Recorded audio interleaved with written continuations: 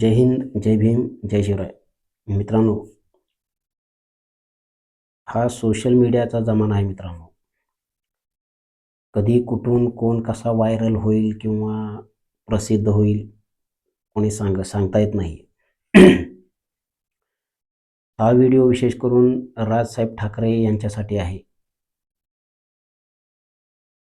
मित्रांनो, मी महाराष्ट्राच्या एका कोपऱ्यात बसून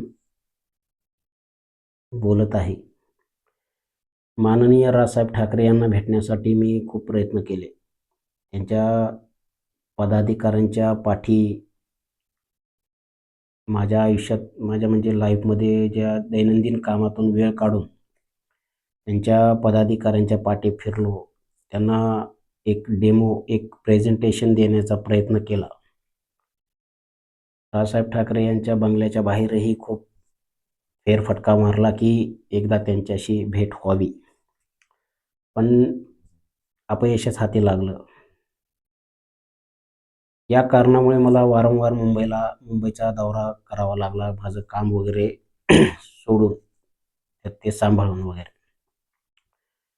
मित्रांनो, हे मी का सांगत आहे की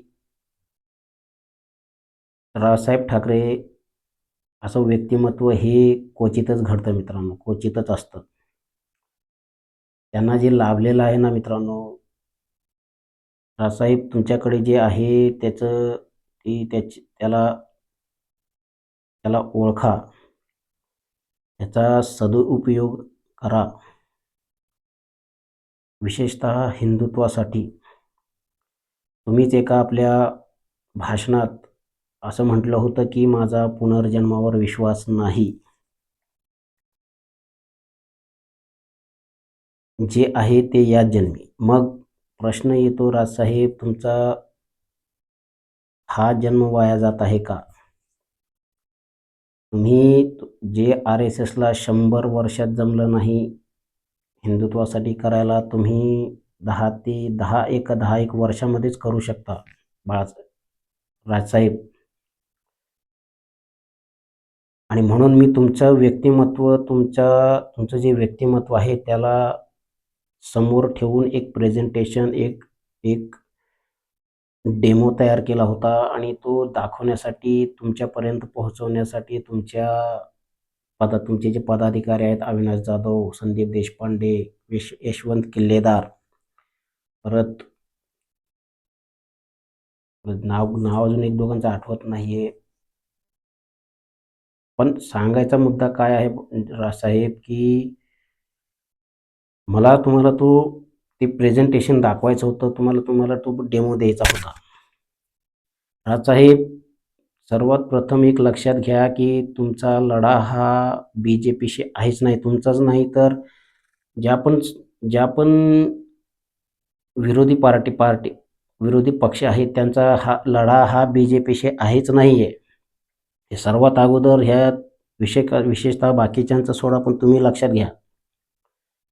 तुमचा खरा लढा हा RSS या संघटनेशी आहे. हजारो लाखो RSSचे जे स्वयंसेवक आहेत त्यांच्याशी आहे. तुम्हाला जर BJPला पराभूत करायचा असेल आणि आपल्याला सत्तेत यायचं असेल तर हे समजून घ्या. तुमच्याकडे असं व्यक्तिमत्व आहे, तुमच्याकडे जे दैवी गुण तुम्हाला जो लाभलेला आहे तो त्याचा सदुपयोग होत नाहीये. समाज तुमच्याकडून काय अपेक्षा करतोय आणि तुम्ही काय डिलिव्हर करताय, ही तेच तुमची गल्लत होते राजसाहेब. हे लक्षात घ्या.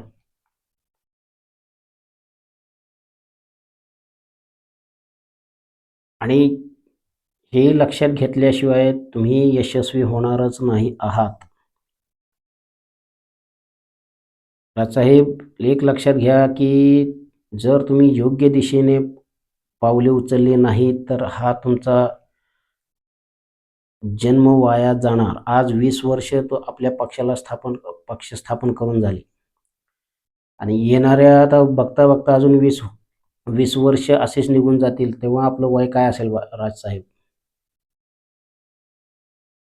तेव्हा काही गोष्टी योग्य वेळेवर योग्य वेळेवर केल्या गेल्या पाहिजे. तुमच्याकडे फक्त 2 गोष्टींचा अभाव आहे राजसाहेब. एक संघटनात्मक ढाचा नाहीये आणि दुसरी रणनीती. या 2 जरी गोष्टींचा तुम्ही जर ताळमेळ बसवला, तर तुमचा विजय निश्चित आहे. आणि तीच रणनीती आणि संघटनात्मक ढाचा ज्याचा मी डेमो तयार केला होता, तेच तुम्हाला दाखवण्यासाठी तुमच्या पदाधिकाऱ्यांच्या पाठी वेड्यासारखा फिरलो. पण तुमचे पदाधिकारी पण महान व्यक्ती आहेत. फालतू बोलायला वेळ आहे त्यांच्याकडे, परंतु एक एक कोणीतरी व्यक्ती तुमच्याकडे आलाय, तुम्हाला काहीतरी दाखवतोय, एक लॅपटॉपमध्ये एक प्रेझेंटेशन दाखवण्याचा प्रयत्न करतोय. त्याला समजून घेण्याऐवजी हल्ले-डुल्ले, महात्मा फुले. तेव्हा खाली मी एक माझा ईमेल आयडी देत आहे. राजसाहेब, जर हा व्हिडिओ तुमच्यापर्यंत पोहोचला तर कृपया याची दखल घ्या. जय हिंद, जय भीम, जय शिवराय.